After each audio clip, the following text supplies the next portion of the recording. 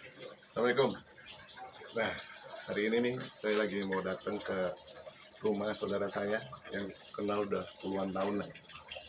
Di sini saya pengen ngangkat tentang kehidupannya beliau waktu datang dari daerah ke ibu kota dan bisa bertahan di ibu kota sampai saat ini. Kalau mau tahu ikutin terus ya. Assalamualaikum. Assalamualaikum warahmatullahi wabarakatuh. Mas, piye sih kabarnya? Alhamdulillah. Ini dia nih saudara saya nih. Saudara Mas. Alhamdulillah. Nih, saudara yang tadi gue ceritain, nanti kamu tahu lebih lanjut lo ikutin terus ya. Ibu gimana kabarnya? Alhamdulillah. Baik. Mas Gatot. Sebenarnya saya datang ke sini tuh cuma mau silaturahmi, tanya kabar sampean, udah lama saya nggak pernah ketemu. Ngomong-ngomong ini Mas Gatot ini saya kenal selama waktu itu kita masih sama-sama belum nikah nih, masih sama-sama berjuang lah. Nah ini Mas Gatot perjuangan ini apa yang perlu kita mengingat masa lalu ya Mas ya, mungkin kenangan-kenangan masa lalu kita ya, yang tentang sampai pertama kali datang ke Tangerang ya waktu itu masalah ya. Tangerang, terus sampai ini bisa sekarang bertahan di ibu kota nih. Berarti Mas pengalamannya kok boleh tahu nih Mas ceritain. Saya datang dari Ngawi. Ngawi ya Mas sampai Ngawi. ya. Tahun 98 awal. Oh, 98 awal sebelum kerusuhan ya berarti ya? Betul. Sebelum kerusuhan, oke. Ya saya motivasi saya melihat anak-anak yang di Pasar Senen. Ya. Oh, ya. Saya lihat pertama kali motivasi saya hidup ya anak yang cacat aja ibaratnya bisa Hidup ya? hidup. Wah. Apalagi saya punya ijazah. Betul. Dia punya ijazah SMA. Ya. Cuman dia aja bisa hidup apalagi saya gitu.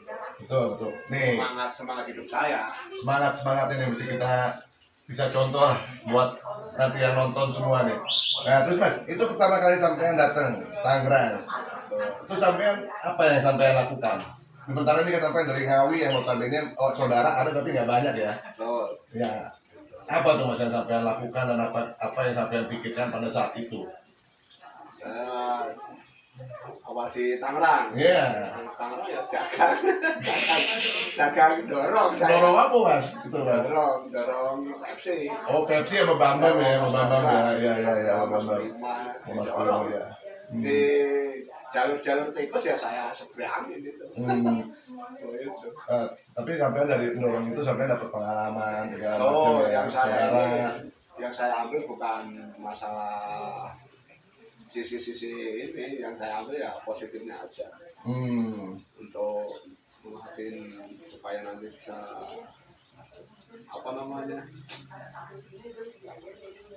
bisa untuk pribadi, untuk pengalaman aja. Terus Mas, habis dari situ ceritain dong nih, bisa ketemu ibu gimana nih ceritanya nih? Ini harus tahu dong. Berapa tahun kemudian? Berapa tahun kemudian tuh? Setelah dari Tangerang Sampai keliling-keliling kan tuh mana itu Mas? Mana itu? hampir seluruh Jakarta. Dan jadi apa aja tuh sampai itu Hampir coba? seluruh Jakarta dari mulai Sunda Kelapa sampai Tanjung Priok, Masya Cincin, Allah. Pasar Uler, Rawa Badak. Masya Allah, udah sampai keliling ya? Tahu. Nah, itu kok Gadung. tiba-tiba bisa ketemu ibu di mana? Terus ceritanya di gimana nih? Ketemunya saya daftar satpam di Raja Said Oke. di Purimatari. Cuman di situ kan saya nggak diterima, katanya kurang tinggi. Oh, oke. Kurang tinggi. Padahal saya lengkap, persyaratan lengkap. Tinggi saya masih wajar. Ada yang di bawah saya dia diterima. Ini note lagi nih. Gitu. Di Indonesia banyak hukum yang menurut peraturan lah ya, menurut saya nih terlalu mengada-ngada lah. Ya contohnya ya ini nih realita yang kita bicarakan ya. Itu kan pakai sistem komputer. Kalau saya nggak diterima lantaran tinggi, harusnya dari awal saya udah disingkirkan. Betul. Nggak perlu saya tes segala tes, saya nomor 1 kok. Betul.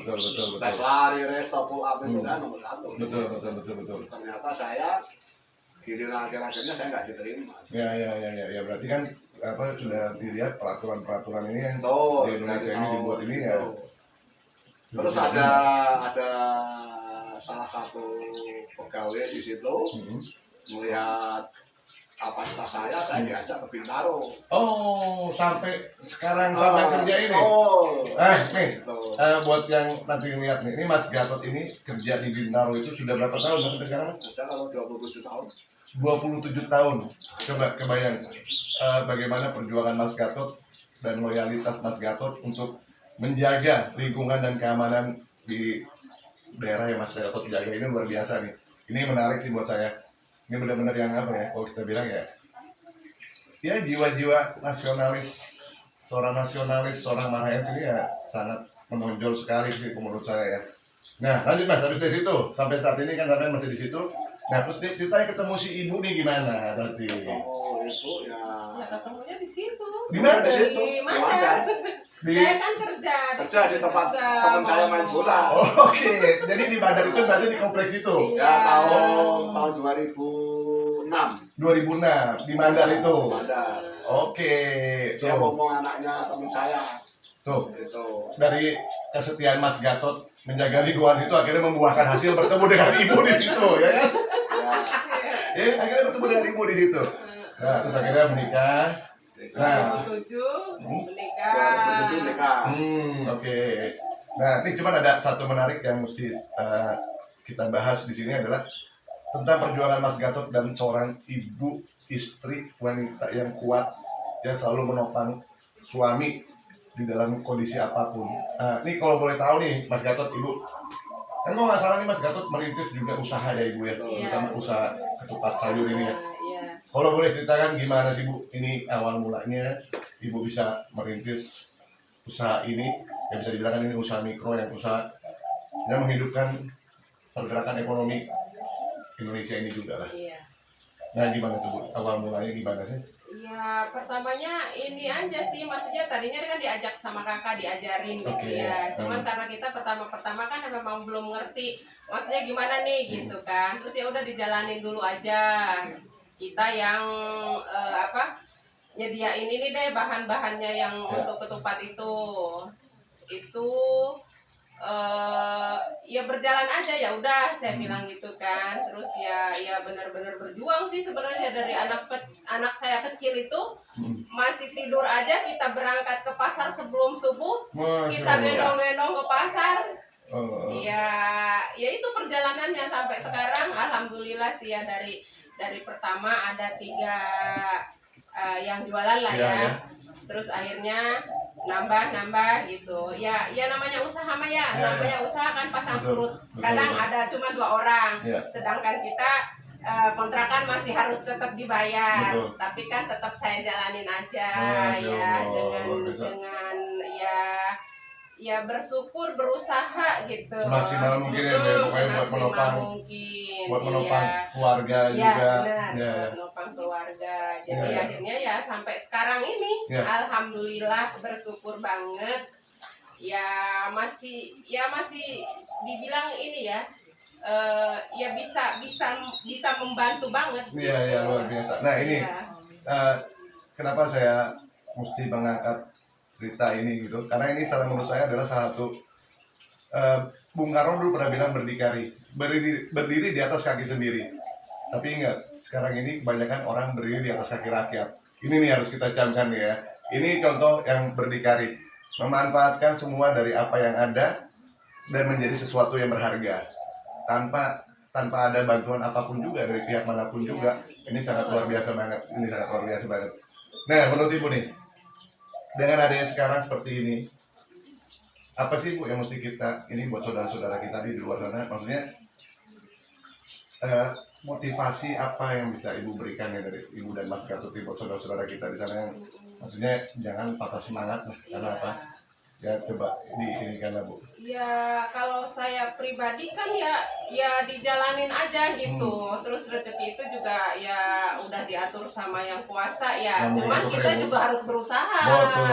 Betul. Harus berusaha kita juga. Jadi jangan patah semangat. Betul, Jadi betul. ya dijalanin, disyukurin gitu, Ya, ya, ya. dinikmatin gitu. Betul, Jadi betul. ya apa ya?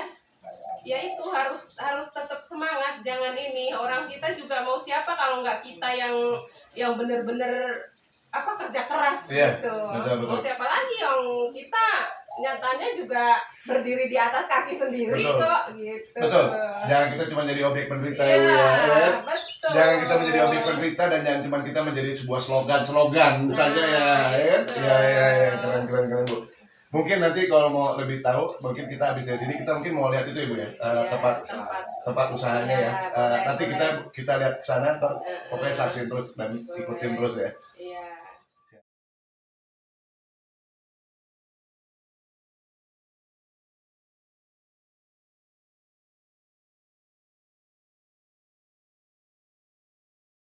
Sukarmini kasih paham.